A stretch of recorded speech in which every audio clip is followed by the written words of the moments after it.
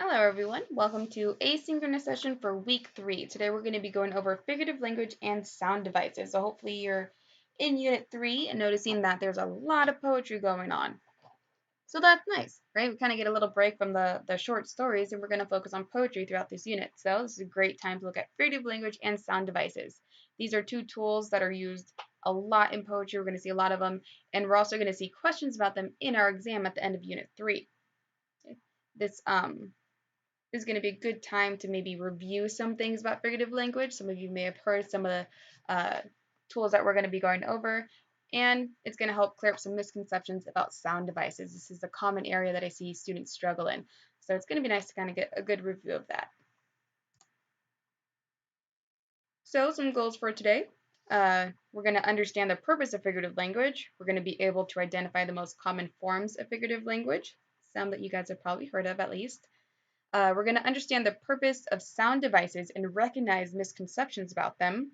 And we're going to be able to identify the use of alliteration, assonance, and consonants. Those are 3 different types of sound devices. So we'll go ahead and get started with figurative language. Kind of a nice warm-up question. What is the purpose of figurative language? Usually people say to express yourself or to describe something and to make what you're reading more interesting or kind of more rich and pretty words. Do you think you use this in your everyday life or language? Chances are that you do, but maybe you don't recognize it. Typically, we don't purposely say, I'm going to use figurative language to describe how I'm feeling right now. No, we just say it naturally because that's just a tool that we have and we want to describe something. So if I were to define figurative language, a very short, simple definition would be that it's a deliberate exaggeration by the speaker. Now, today we're going to look at the 4 most common categories of figurative language. And these are going to be ones that you probably use on a daily basis, or you've heard of them before, but maybe you don't recognize, you can't identify them yet, and that's okay. Most people you'll find do use figurative language every day, and we don't realize it just because, like I said, we don't do it on purpose. It's just a natural habit that we have. But it is a really good way to express yourself so that others can imagine what you're feeling or what you're thinking, or they can imagine a situation. So this isn't just going to be if you want to write a story, but if you're trying to recount an event to someone. So maybe there was a car accident, you were a witness to it, so you got to go file a police report and say, this is what I saw. You're going to be able to kind of explain what happened and use figurative language to help you. Or if you go to the doctor's office and you have a really bad headache, your doctor might ask, is it throbbing? Is it sharp? Does it feel like a knife is in your head? How does it feel? You could use figurative language to help relay the kind of pain or discomfort you're feeling so they can better assess what's wrong with you and figure out a solution. So this is going to be really helpful. And it's also good if you've ever felt a little frustrated or overwhelmed with your own emotions and you feel too many things at once, which I know is, definitely really common when you're experiencing life in general. Sometimes it can be overwhelming and we don't know how we're feeling. So by using figurative language, we can better explain it to someone else and have them understand where we're coming from and maybe why we're a little cranky or a little sad or we just need some space. Right? Figurative language is a really great tool. First one, hyperbole. This is one that we see a lot with toddlers or little kids when they're first talking. This is going to be an extreme exaggeration. I mean, just extreme. Definitely not meant to be taken literally. Hyperboles are also stated as facts rather than comparisons. And usually when we see this, it's to add some kind of humorous effect, right? Because it's such a huge overstatement. So for example, if I'm about to go on a trip, someone might say, oh my God, your suitcase weighs a ton. Now, does my suitcase literally weigh a ton? Most likely not, because then I wouldn't be able to pick it up. But what that could mean is that I packed way too many things that I didn't need, and my suitcase is really heavy, right? Or if I come home, I might say, my roommate ate everything in the house. There's nothing, he ate everything. Did my roommate literally eat everything in the house? Did they eat the walls and the table and the carpet and the door and the sink? No, there's impossible.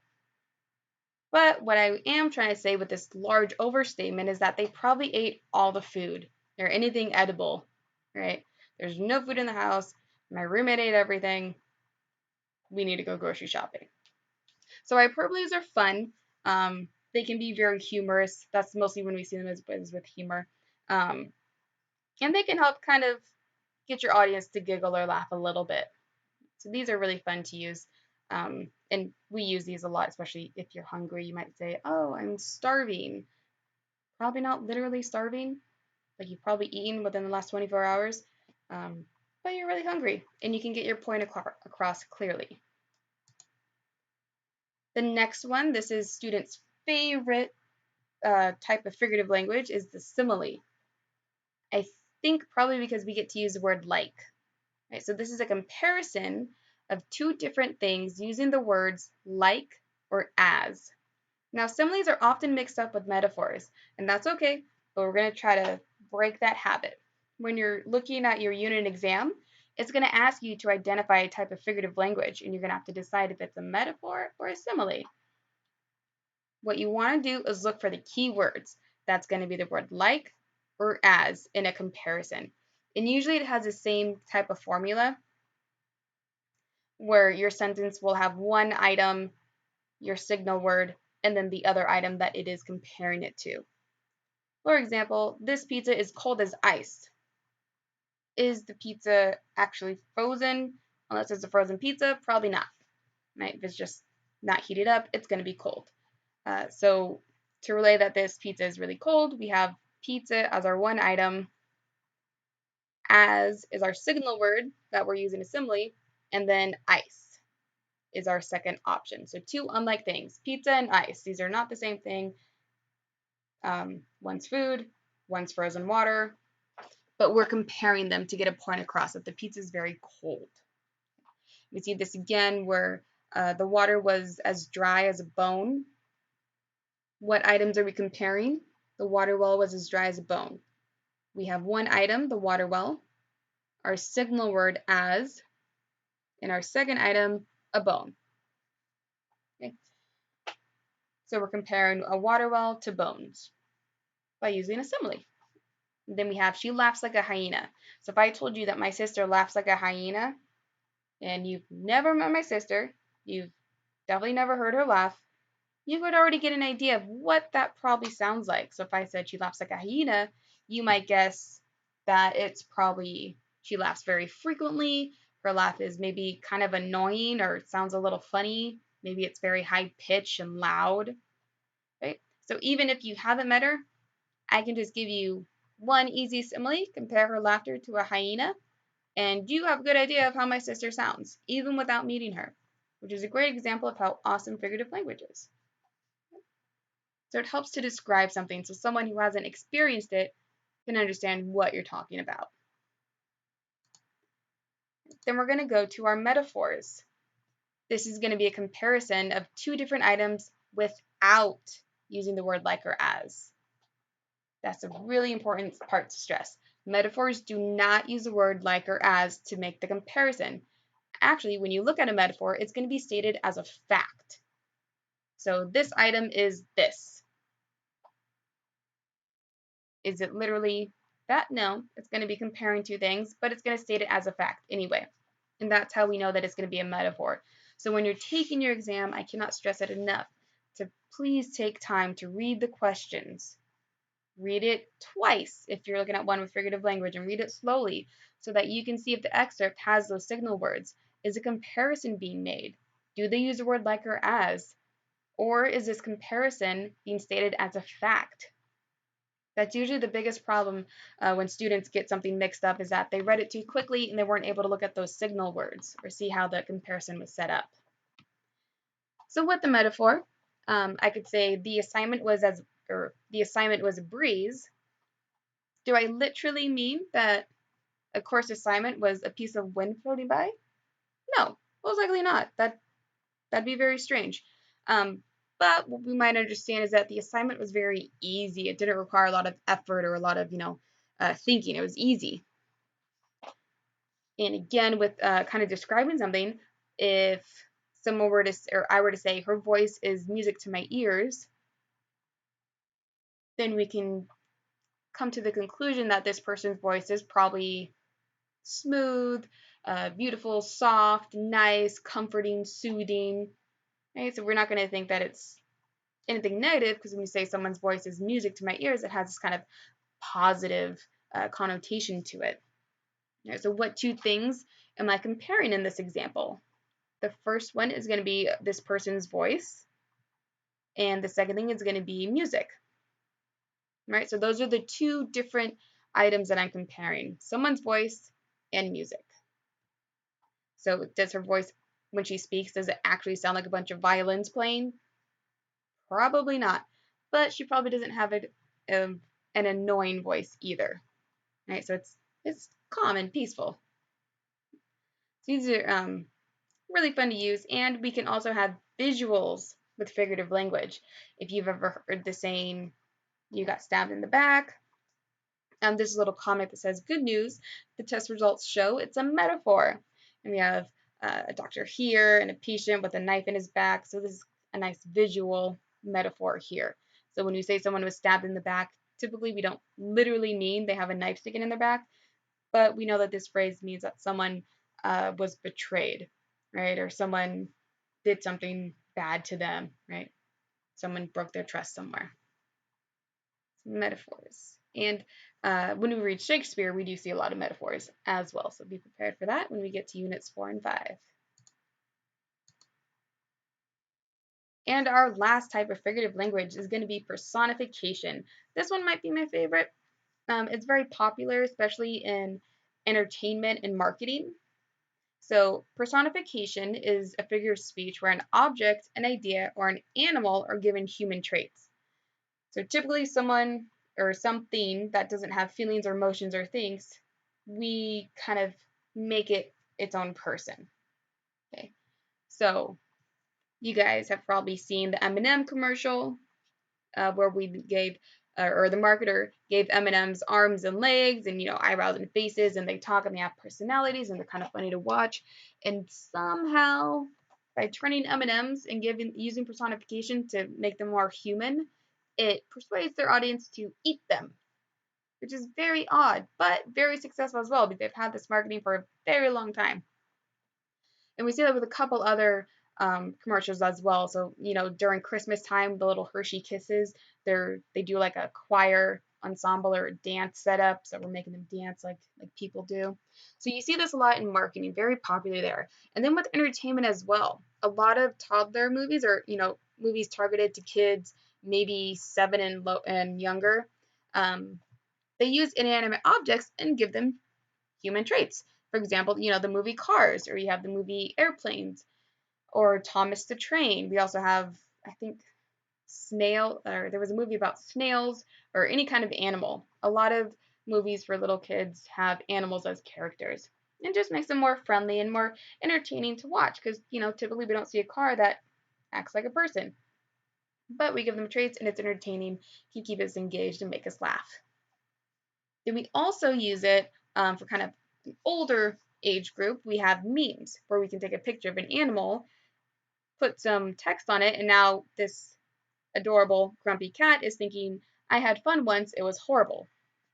Is that what the cat is actually saying? Is that what it's thinking? Most likely not, right? But because of the facial expression the cat has, we want to give it a human trait or human voice, and so we make something humorous. So that's the awesome thing about personifications. It's very common. We love to do it. It makes us feel connected to things. If any of you have a car or know someone who has a car, they might have given it a name. Right? So my car, I named it Gatsby after my favorite book. Maybe your parents or you or your friend named your car. I knew a car named Croissant once. Weird name. Sometimes we also talk to our cars. So if I were to say my car is thirsty, I'm using personification. Do I literally mean that my car wants a Dr. Pepper or a Pepsi or Coke or Sprite? No, that would be very bad for the car. But if I say it's thirsty, it means, can mean that it does need gas. So while it's not experiencing the physical feeling of thirst, it's probably running low on gas and I need to go to a gas station to fill it up. Right, same thing with our second example. The flowers dance in a gentle breeze. Do I really see flowers dancing around, doing flips and backflips and stuff? No, most likely not. But what that can mean is that there's probably flowers and the wind is blowing and it's making them move. So maybe sway back and forth with the wind. So I gave the flowers as my inanimate object. I gave it human traits by saying that it danced. And I have figurative language to kind of give you a good visual.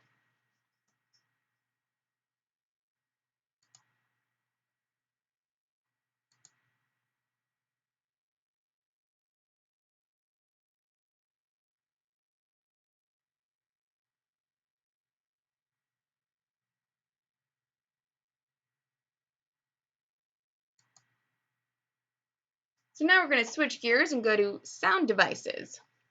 Now, I would like to start off by breaking those misconceptions about sound devices. This might be something new. So unlike figurative language, this may be new terminology for you. You haven't actually looked at it, and that's okay. There are going to be questions about sound devices on your unit exam as well as your final exam. So it's really important to get a good, strong understanding of this.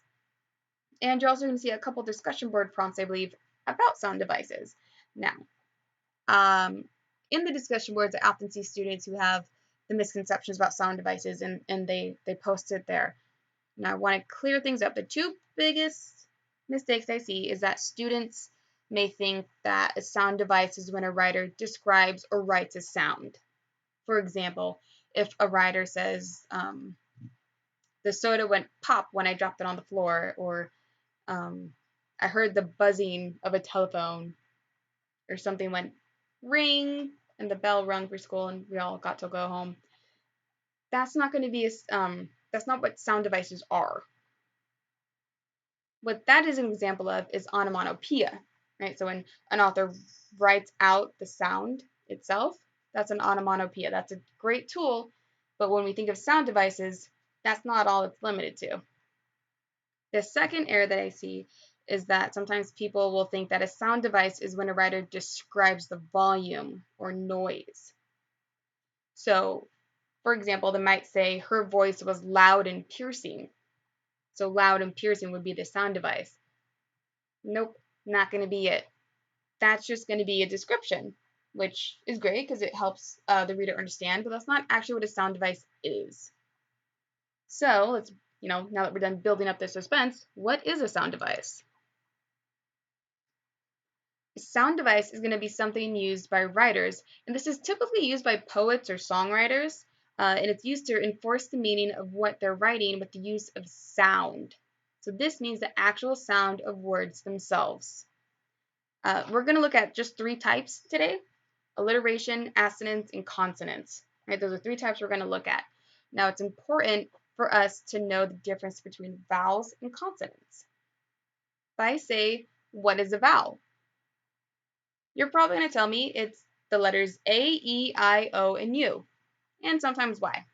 And I say, yes, awesome. But usually when I ask what is a consonant, we get a little stumbled or confused, like, well, I don't know, I haven't heard that term. That's okay. Consonants are going to be every other letter in the alphabet that is not a vowel. And when we look at sound devices, it's going to be really important to be able to distinguish if the letter we see is a vowel or a consonant.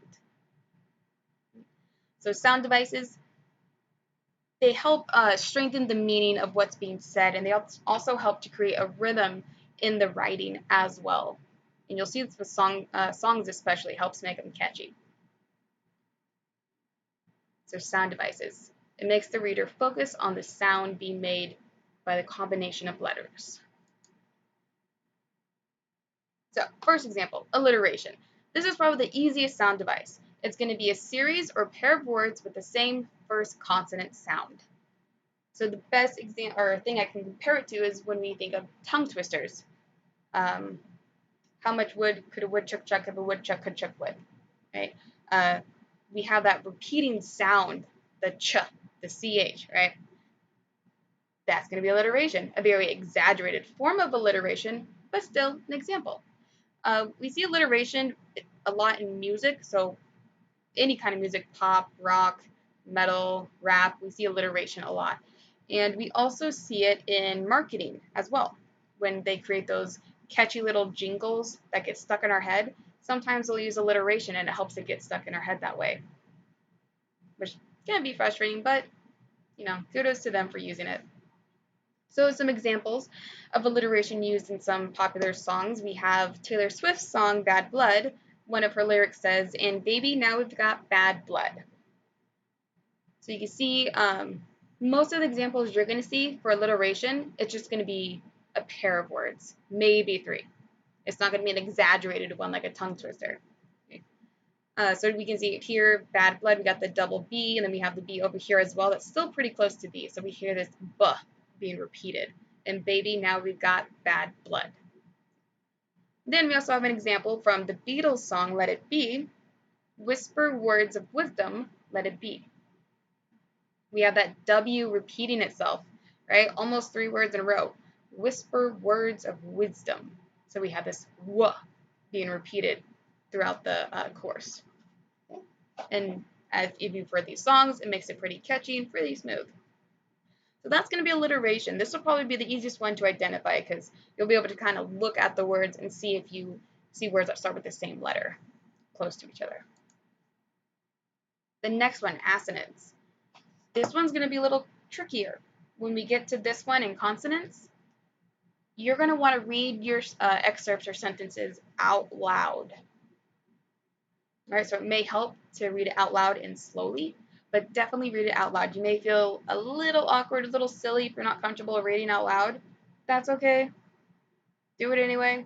It'll help you out because we're able to hear these repeated sounds better when we say them out loud than we are when we read them silently. So, assonance. This is going to be two or more vowels that are close together, two or more words that are close together and they repeat the same vowel sound. So again, this is where we need to make sure we have good understanding of the difference between vowels and consonants. Vowels are going to be A, E, I, O, or U. So with this example up here, there are some creeps who I wouldn't meet if you paid me a heap of cash. There are some creeps who I wouldn't meet if you paid me a heap of cash.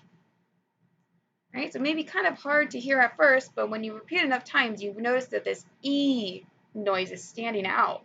Right? It's almost annoying. And it's color-coded here. You can see. I'll zoom in. Creeps, the E, the vowel sound is very prominent. Meet, here we have it again, the end of me, and heap. Right? So this E is just being kind of repeated throughout this sentence. And what's good about this example is that you can see the stress doesn't have to be at the beginning of a word. It can be in the middle or it can be at the end. So it doesn't matter where we hear this vowel being repeated, like what part of the word it is, as long as you can hear it and it's standing out. Right, so there are some creeps who I wouldn't meet if you paid me a heap of cash. Just saying E, E, E, E, E. Right, so this noise, this vowel sound is very distracting and loud. All right, so let's look at these examples. We light fire on the mountain. We light fire on the mountain. What vowel sound do we hear? A, E, I, O, or U?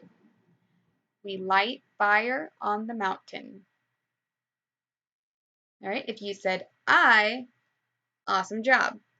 We hear this I sound very prominent. It's not as exaggerated as the first example, but we do have it here where we have light, light, and then fire, right? This I noise is very direct, very stressed.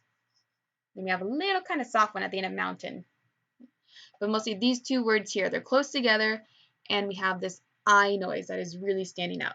We light fire on the mountain. And we can look at the second example. This one is a little bit easier. The engineer held the steering to steer the vehicle. The engineer held the steering to steer the vehicle. What vowel sound do you hear? Do you hear an A, E, I, O, or U? The engineer held the steering to steer the vehicle. If you are guessing E, awesome job again. And you can kind of even see it just looking at this sentence. E is repeated everywhere. So engine, ear, steering, steer, vehicle. The sound of the vowel E is very prominent in this sentence and very repetitive, so much that it almost makes me stumble when I say it. Right? So if that might be a good way to kind of tell if something is an example of assonance, it might be a little difficult to say. And that's just because of the repetition of the vowel sounds. All right, so that's going to be assonance, all about vowels, A, E, I, O, or U. Now, consonants is going to be kind of the opposite, or same idea, but we're not going to look at vowel sounds. This is going to be the repetition sounds of consonant letters within a sentence. So that means any letter besides A, E, I, O, or U that we're going to look at, see if it repeats. Okay, so I'll zoom into this. Sorry, it's a little blurry. On the scrolls of silver snowing sentences. On the scrolls of silver snowy sentences. This is lovely and underlined for us. We have this S that's repeated. This is a nice example. It also kind of pairs with alliteration as well, right? Because we got these S's at the beginning of the words. But when we read this sentence, we have this sh noise being repeated. The scrolls of silver snow sentences. Sorry, not the sh, but this noise.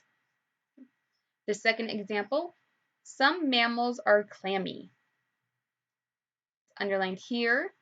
It only happens twice, but we have this M sound that's being repeated. Some mammals are clammy.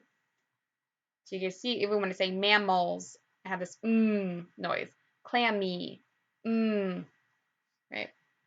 So some mammals are clammy. And then last one, dragging the lazy languid line along. Sorry, dragging the lazy languid line along. We have this l noise that's being repeated. And again, it doesn't have to be at the beginning of a sentence, right? So if this consonant sound is in the middle or end of a sentence, that's fine too. We're just looking for the consonant sound that's being repeated the most in a sentence. So let's look at some examples. Example 1. The ship has sailed to far off shores. The ship has sailed to far off shores. What consonant sound do we hear? The ship has sailed to far off shores. If you're guessing S, rightio. We have this S that's being repeated, right? And we see it in the word ship, the end of has, sailed, and shores. Shores is kind of an amazing one, or not amazing, but it's a fun one because we have this sh at the beginning of the word, and then at the end, another stressed S. It goes sh. So shores. Right? So when we say this, the ship has sailed to sail. The ship has sailed to far off shores. This kind of sh noise is being held throughout the sentence. All right, and last example. Rap rejects my tape deck, ejects projectile. Rap rejects my tape deck, ejects projectile. This is a very cool example. It has two consonant sounds that are being repeated. So what could they be? Rap rejects my tape deck, ejects projectile. So the two strongest consonant sounds that we hear, one of them is going to be this J, which is fun. We don't hear a lot of J sounds very often, but we have it here with rejects and ejects and projectile, this J being repeated. And then, kind of at the end of that word, we also have the C sound, the K. So rejects down here, deck, ejects, and then projectile. Yeah. So we have the J sound and the K sound being repeated very, it's pretty exaggerated in this example, but we have it repeated throughout the sentence. Rap rejects my tape deck, ejects projectile. So that's going to be what consonance is. Again, super important to remember the difference between vowels and consonants when we're looking at sound devices. So, any questions? If you do have questions about this, or you're feeling maybe like you're a 7 or lower on the scale of 1 to 10 of how comfortable you are with sound devices, then send me a message, portal message, email, call me. We can talk about it and go over this. If you really need to, we can also have a one-on-one session, and that might be helpful as well, where we can go over the different types of sound devices and how we might be able to identify them. So if you got questions, please let me know. Otherwise, go ahead and take your assessment. You're going to practice identifying different types of figurative language and sound devices. Make sure that when you do answer the questions in the assessment, that you not only identify what tool is being used, but that you explain it. Your ability to explain your answer tells me that you actually understand and you're not just guessing. Okay, so that's what I'm going to be looking for. I want you to be able to explain it to me, explain how you know something is assonance, how you know something is a simile, or what have you, right? Otherwise, I hope you guys have a good rest of your day, and I'll see you next time.